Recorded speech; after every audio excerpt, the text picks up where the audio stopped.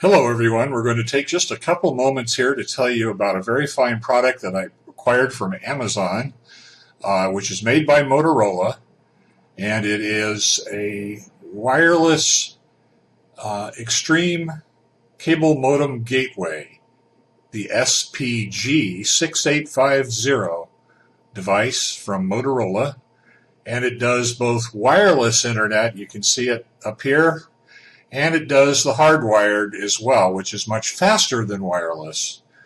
And it is DOCSIS 3, which is extremely important if you're a cable user, for example, with Comcast and some of the other companies nationwide that are now using this new technology, which is basically a blended signal. They're going to combine 4 different signals into a single, like, ultra signal of internet.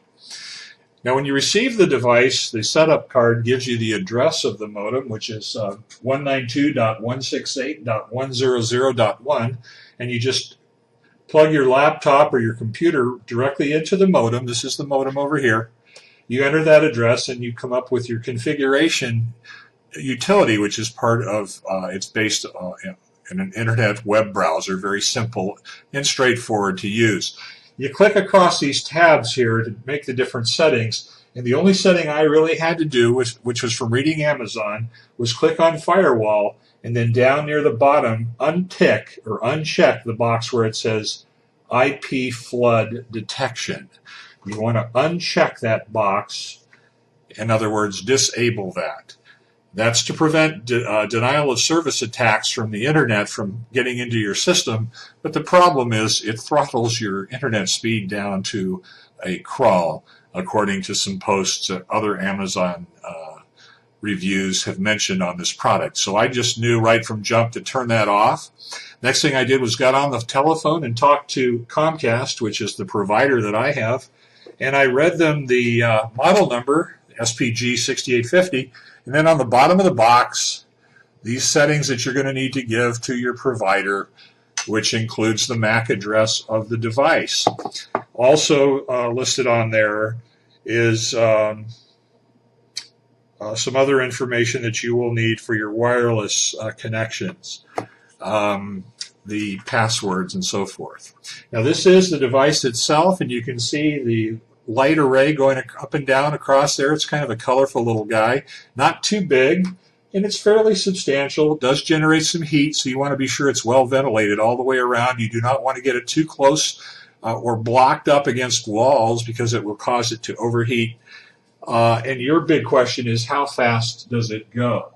That's the whole reason that you buy this thing, and the big question that I had was, how fast does it go?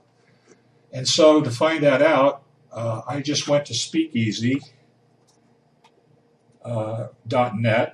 which is a testing facility on the internet, and you just run their speed test, which is down near the bottom of the screen here,